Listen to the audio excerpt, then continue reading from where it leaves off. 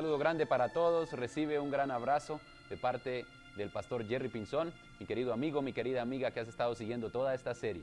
Estamos ahora hablando acerca de la gran controversia y el santuario y la conexión que existe entre estos dos conceptos. Quiero pedirte que por favor ores conmigo. Querido Dios y Padre, te damos gracias por tus bendiciones, por tu palabra especialmente que nos habla concerniente de ti, de quién tú eres, y también por el plan maravilloso que tienes para salvarnos a todos y crear este mundo nuevo y terminar con esta controversia que tanto nos oprime. Bendícenos, Señor, bendice a cada oyente, permite que tu Espíritu se mueva en medio nuestro. En nombre de Cristo Jesús. Amén. Muy bien, mis queridos, vamos a hablar y a continuar hablando acerca del santuario. El santuario, realidad en la gran controversia. Estamos hablando de realidades, no de conceptos filosóficos, no de ideas, no de lo que dice el pastor Pinzón. Son realidades porque la palabra de Dios las presenta como tal, como realidades. Y para hacer esto me gustaría comenzar con el tema de acceso. Acceso directo es lo que yo he llamado esta primera parte de la historia. Esta parte tiene que ver con algo que ocurre antes de que la controversia entrara a nuestra tierra, y es el hecho de que Dios mismo viene a este mundo, lo crea y luego interviene en una manera real, en una manera bien específica. Cuando leemos la Biblia y la entendemos así como ella lee, creemos que la historia de Génesis es una historia literal, que Dios tomó con sus propias manos del polvo de la tierra e hizo al ser humano. Ese acceso es algo que Él está creando, es su decisión de brindarle acceso al ser humano. Al crearnos a nosotros, nos da ese tipo de acceso. Él mismo nos da la vida y aparte de eso, nos permite entrar en comunión con Él. Cuando Adán abrió sus ojos, lo primero que vio fue a su Creador. Y es algo maravilloso porque es el Dios en el que nosotros creemos. Es el Dios que presenta la Biblia, muy diferente del Dios de los filósofos. Eva también podemos decir que tuvo la misma experiencia cuando Dios la creó, tomando de lo que era Adán para hacerla a ella. Así que el ser humano tenía acceso directo a Dios. Esto es lo que la Biblia nos presenta. Este es el tipo de Dios con el que nosotros estamos tratando, teniendo relaciones. Un Dios que interviene en nuestra historia, la crea, interviene en nuestro planeta. Imagínense ustedes por un momento, por ejemplo, el primer día, ese sábado que estuvieron juntos con Jesucristo, su creador, Adán y Eva. Fue algo maravilloso, era una experiencia real y total de acceso directo. Esto es lo que la palabra de Dios nos presenta. Ahora, sabemos que desafortunadamente ese acceso se rompió completamente con la entrada del pecado. Al entrar el pecado, el acceso se rompe. Encontramos a Adán y Eva huyendo, tratando de escapar de Dios. El acceso se ha perdido. No solamente la vida eterna, que de por sí pues ya era algo maravilloso, pero el acceso a Dios, a su Creador. De nada sirve vivir eternamente si no podemos estar con Cristo Jesús, nuestro Salvador y nuestro Creador. Esta fue la experiencia después del pecado, una pérdida de acceso. Sin embargo, por la gracia de Dios encontramos a Dios corriendo detrás del ser humano, ¿verdad? Buscando a Adán. ¿Dónde estás, Adán? ¿Por qué huyes? Y Dios trata de resolver este asunto con lo que nosotros llamamos el Evangelio, ¿verdad? Desde este momento entonces encontramos que el acceso es por medio de la fe. Ahora el acceso a Dios era por medio de la fe. Encontramos allí los sacrificios que empezaron a llevarse a cabo y Dios se manifestaba al ser humano. El ser humano podía tener comunión con Dios, pero ya no era un acceso directo como el que disfrutaba antes, ¿verdad? Muy bien. Esta fase se mueve entonces hacia la dirección del santuario, que es de lo que hemos estado hablando. El acceso por la fe ahora se hacía en el santuario cuando Dios, hablando con Moisés, le dice que construya un lugar en el cual él podía encontrarse con su pueblo. Esto lo encontramos en Éxodo 25:8. Allí Dios le dice a Moisés: y harán un santuario para mí y habitaré en medio de ellos. Dios quería estar en medio de su pueblo, gloria a Dios por eso. Siempre ha querido interactuar con el ser humano, siempre ha querido establecer un acceso real, una realidad para el ser humano en la cual nosotros podemos estar en comunión con nuestro Dios. Y este santuario era precisamente el método por el cual Dios iba a revelarse, iba a conectarse, iba a crear un punto de encuentro similar a los que habían habido antes, solo que esta vez había un elemento de fe muy grande allí, ¿verdad? Muy bien. No sé si estás relacionado con el santuario o si lo conoces, hemos hablado de él aquí bastante. Solo quiero que tengamos una idea. Este era el cuadro, quizá, lo que se podría esperar al ver el santuario en el desierto. Estaba el altar de sacrificio, que era lo que primero que se encontraba en la parte principal del atrio exterior. Luego teníamos el lavacro, que era donde se lavaban los sacerdotes antes de entrar al siguiente compartimento. El edificio estaba dividido en dos partes. Era un edificio muy lindo, a pesar de que era algo sencillo en el sentido de que era una carpa que tenía que desarmarse y armarse. Estaba dividido por una cortina en la mitad, tenía 2 segmentos. El primer segmento es lo que se conoce como el lugar santo. En el lugar santo había ciertos instrumentos o muebles que tenían un propósito específico allí. Se encontraba el candelabro con el fuego, esto producía luz, ¿verdad? Se tenía la mesa de los panes de la proposición también, y se encontraba también el altar de incienso, que era donde ascendían las oraciones mezcladas con sangre y también con el incienso hacia el lugar santísimo.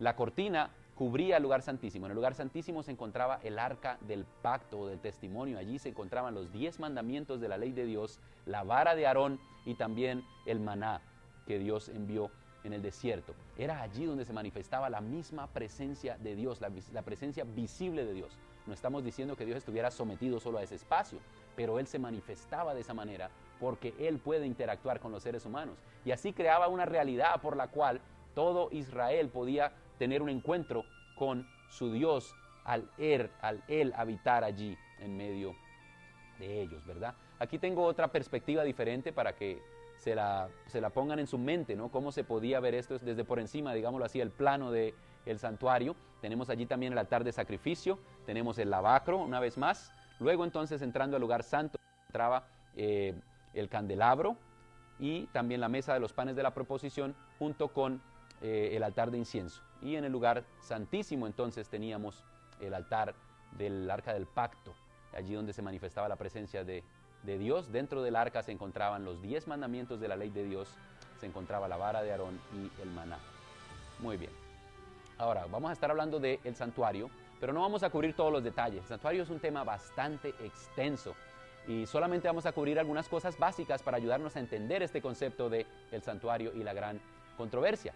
Los 2 servicios principales que vamos a cubrir era el servicio diario y el servicio anual, ¿verdad? El servicio diario era algo que encontramos en Levíticos 1 al 4, las instrucciones de este servicio. Básicamente consistía en la transferencia de los pecados del pueblo al santuario. Se realizaba por la mañana y por la tarde, había un sacrificio que se realizaba y por medio de este sacrificio se estaba trayendo los pecados del pueblo y se estaban sometiendo, se estaban depositando, si se pudiera decir así, en el santuario, ¿verdad? También existían durante este concepto de los sacrificios diarios, existían los sacrificios personales en los cuales una persona que había cometido un pecado traía su propio corderito, se hacía el sacrificio del corderito, la misma persona tenía que cortarle el cuello al corderito y poner sus pecados personales también sobre el santuario. Sin embargo, había otro culto, otra ceremonia que era anual. Una vez al año se realizaba la ceremonia que encontramos en Levíticos 16. Esta ceremonia era la purificación del santuario, se le conoce como el día de la expiación o Yom Kippur, o era como un día de juicio en el cual los pecados se removían del santuario, el santuario era purificado. Así que todo este sistema tenemos que tener claro que funcionaba sobre la base de el cordero. El cordero era el principal elemento que permitía tanto la transferencia de pecados al santuario, igual que la purificación del santuario. Todo estaba conectado con el cordero. Así que vamos a observar en este diagrama algo que está ocurriendo aquí. Durante el servicio diario, lo que está ocurriendo es que los pecados están siendo puestos en el santuario. La ceremonia se movía desde el altar de sacrificio hacia adentro del santuario hasta que llegaba finalmente el punto en el cual los pecados eran presentados delante de Dios o la presencia de Dios, y allí quedaban en el santuario. Los pecados confesados están siendo depositados, ¿verdad? Luego, entonces, si lo comparamos esto con el día de la expiación, podemos notar un elemento interesante, y era que primero había más de un cordero. Había 2 corderos para esta ceremonia. Uno era el cordero que iba a permitir la purificación, que era el cordero del sacrificio, era el cordero que permitía tanto que los pecados fueran depositados como que el santuario fuera purificado. Pero también existía otro cordero con un propósito diferente y vamos a ver ahora cuál era ese propósito. Así que lo que encontramos aquí en el servicio anual es que los servicios se están manejando en la dirección opuesta. Se hacía el sacrificio, sí, pero después del sacrificio el proceso empezaba desde adentro hacia afuera, y lo que se estaba haciendo era que se estaba purificando todo el santuario. Finalmente, cuando los pecados eran removidos del santuario, era allí que entraba entonces el otro cordero a desenvolver su papel.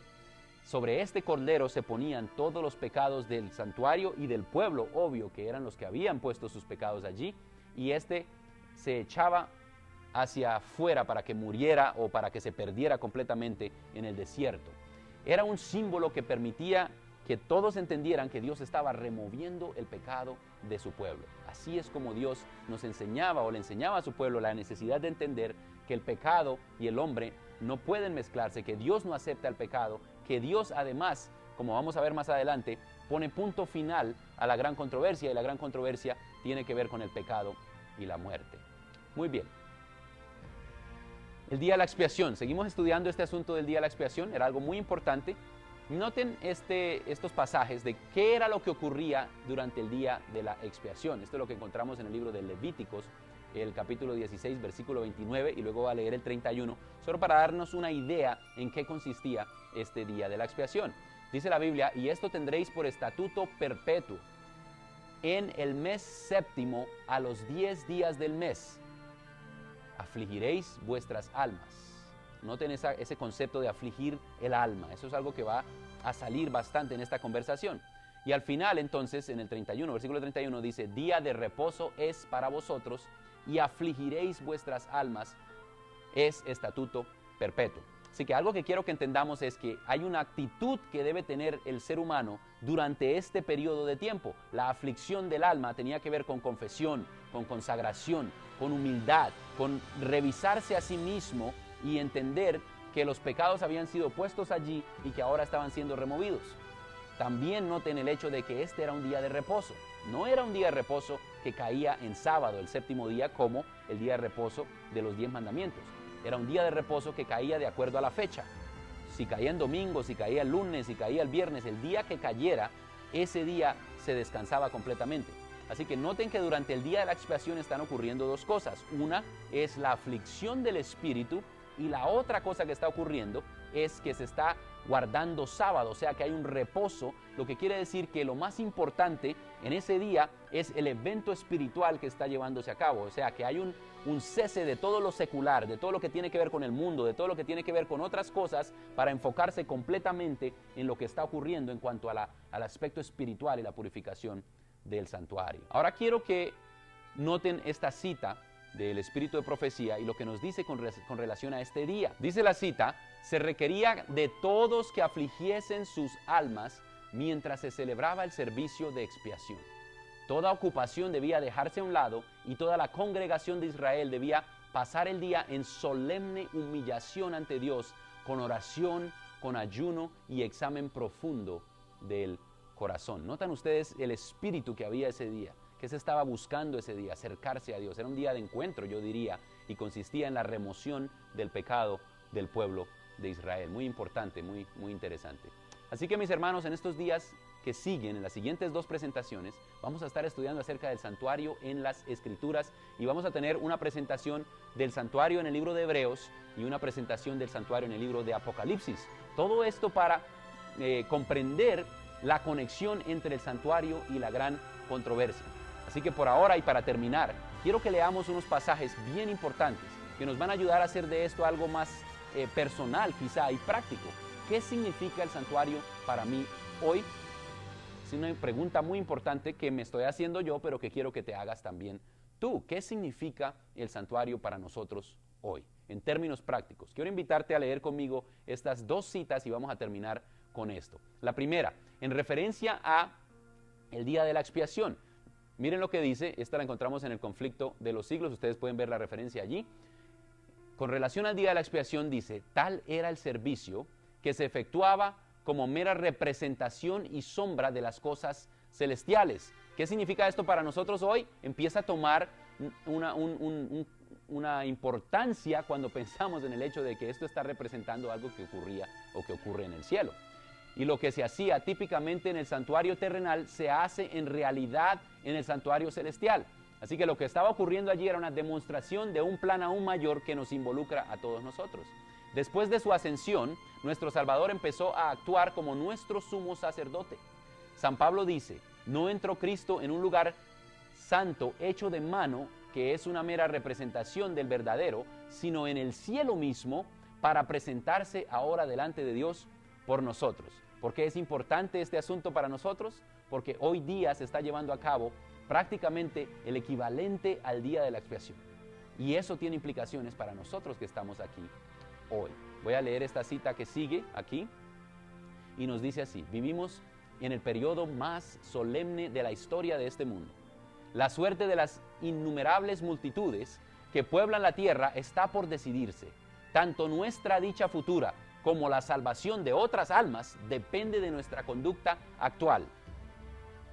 En este momento y en lo que se relaciona con el santuario celestial y el día de la expiación, necesitamos ser guiados, dice aquí, por el Espíritu de verdad. Mis queridos amigos, yo oro que toda esta presentación haya sido una manera por la cual el Espíritu de Dios puede guiarnos, el Espíritu de verdad, a toda verdad. Todo discípulo de Cristo debe preguntar seriamente, noten esta pregunta: Señor, ¿qué quieres que haga? Es una pregunta seria que no tiene que ver con cosas materiales o físicas de esta tierra simplemente, sino ¿qué quieres que haga en cuanto a la salvación, en cuanto a la vida eterna, en cuanto a la vida eterna de otros? Noten la cita, lo que decía. Nuestra salvación y la de otros está en juego aquí. Ahora miren, la cita continúa y vamos a ver por qué es que la puse aquí. Es una cita específica de la actitud que debemos tener durante el día de la expiación. Mire lo que dice ella: necesitamos humillarnos ante el Señor. Noten los elementos y cómo se conectan con el espíritu que debía haber durante el día de la expiación. Necesitamos humillarnos ante el Señor, ayunar, orar y meditar mucho en su palabra, especialmente acerca de las escenas del juicio. ¿Están notando la conexión? Ayuno, oración, humildad, humillarse, el juicio. Este día de la expiación era un día de juicio. Debemos tratar de adquirir actualmente una experiencia profunda y viva en las cosas de Dios. Esta parte es muy importante, porque lo que ella nos está invitando a hacer, bien interesante, es a que tengamos una experiencia profunda, una experiencia viva. Mis queridos, vivimos en un momento en el cual todo el mundo quiere tener una experiencia. Todos quieren experimentar algo, todos quieren sentir algo. Y traemos elementos a la iglesia o vamos a otros lugares a buscar esos elementos para sentir alguna cosa. Pero lo que nos está diciendo aquí es que necesitamos una experiencia profunda. Y cuando entramos al santuario, cuando entendemos que Dios está allí, que es un lugar real, que es un ser real, que tenemos una experiencia real con Él, descubrimos la realidad, ahora sí, de una experiencia bíblica, una experiencia profunda y viva en las cosas de Dios. No en ideas raras, no en sentimientos solamente, sino profunda en todos los sentidos. Dice aquí, sin perder un solo instante, en torno nuestro se está cumpliendo acontecimientos de vital importancia. ¿Puedes ver lo que está pasando alrededor tuyo? Nos encontramos en el terreno encantado de Satanás. Estamos en una gran controversia. Una vez más, ahí está la referencia. No durmáis, centinelas de Dios, que el enemigo está emboscado, listo para lanzarse sobre vosotros y haceros su presa en cualquier momento en que caigas en descuido y somnolencia.